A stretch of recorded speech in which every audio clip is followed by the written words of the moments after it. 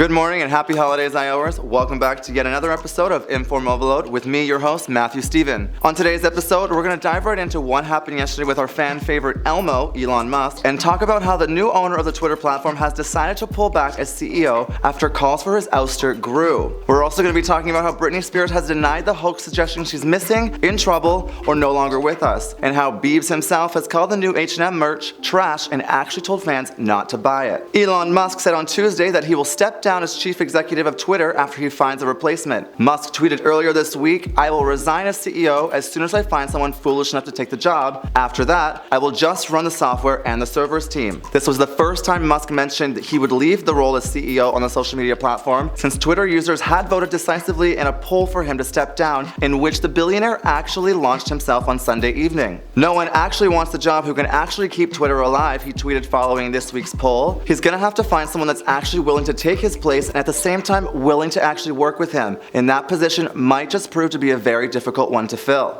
Since Musk bought the social media site in October, he has fired about half of its staff and attempted a rollout of Twitter's paid-for-verification feature before putting it on pause and then relaunching it last week. Twitter's paid-for-verification feature was rolled out for a second time last week after its launch was paused. The service cost $8 per month, or $11 for people using the Twitter app on Apple devices, and gives subscribers a blue tick. Previously, a blue tick was used as a badge of authenticity and was free. Finding someone to take over the social media platform may be a challenge, according to Musk. After laying off Twitter's staff last month, the billionaire reportedly told remaining workers that the company he just bought could see net negative cash flow of several $billion in 2023, and a bankruptcy is not out of the question. Some people speculate Twitter co-founder Jack Dorsey could also come back to run the company. He resigned as chief executive in November 2021. In the past, Musk has obeyed Twitter polls. He is fond of quoting the Latin phrase Vox Populi, Vox Dei, which roughly means the voice of the people is the voice of God. But on Tuesday, he confirmed Twitter would only allow paid subscribers with a blue tick to vote against changes to the policy in the future, and that came after one user claimed that so-called bots appeared to have voted heavily in the poll about his role in the company. Musk responded saying that he found the claim interesting. The billionaire had promised to abide by the result of the Twitter poll, which saw 57.5% of users vote yes to him quitting the role. After users responded by announcing plans to leave to other platforms,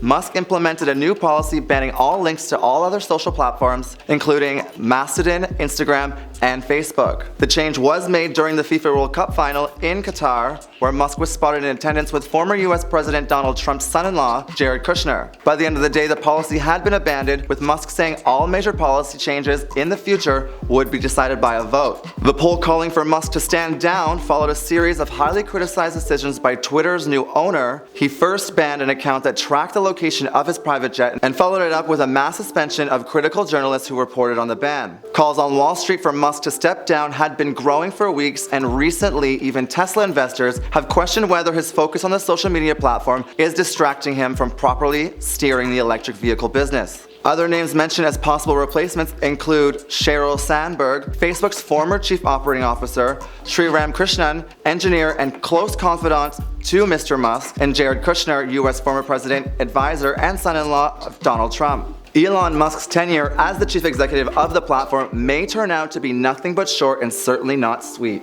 Some may say that at times it was like watching a train come off of its tracks. It was almost as if he enjoyed the circus that he had created. Was it just for fun? Was he bored? Or did his investors tell him to actually pull back? Or is it that he finally listened to those telling him that Tesla, to which of his wealth is linked to, needs urgent attention from its CEO and him in general because its value continues to nosedive? Seeing how open Mr. Musk seems to be on Twitter, maybe, just maybe, one day Elmo will tell us. Well, you better work. Those are the lyrics of our iconic and beloved Britney Spears. Word has been spreading from fans that the toxic singer might be missing, in trouble, or no longer with us. But in fact, it's actually quite the opposite. Many of Spears' fans have been on quite the high alert in the last several weeks, paying close attention to her social media posts and even keeping an eye on her family members around the country. There's also been concern that maybe someone has been taking over the Gimme More singer's Instagram account, as fans believe it's only been posting old content. She's even told fans that she would be traveling to New York City, which also raised some red flags when there haven't been any paparazzi photos from her alleged visit to the Big Apple. Sources close to the singer said that Spears had only told fans that she was going to New York to throw people off, and that her and her husband Sam Asghari were actually actually vacationing in Mexico. And not to mention that sources say the shower videos she posted on her Instagram last week were shot in Mexico and wasn't old or recycled content. Whereas some trusting fans believed the post, others were immediately skeptical of the report, perhaps learning their lesson from the huge amount of fake deaths reports emerging about celebrities over recent months. Some pointed out that the news had not been carried on major American networks, indicating that it was fake, as the death of the singer Britney Spears' stature would be major news across the networks. Fans were more concerned when both of her parents arrived in Los Angeles last week and wondering if something actually did happen to the singer. But the pair were actually just visiting because Britney's niece was in a Christmas production and were only there to see her perform. Some fans have expressed anger at the fake report, saying it was reckless, distressing, and hurtful to fans of the much-loved singer. Others say this shows her extreme popularity across the globe. So it was fortunately a false alarm,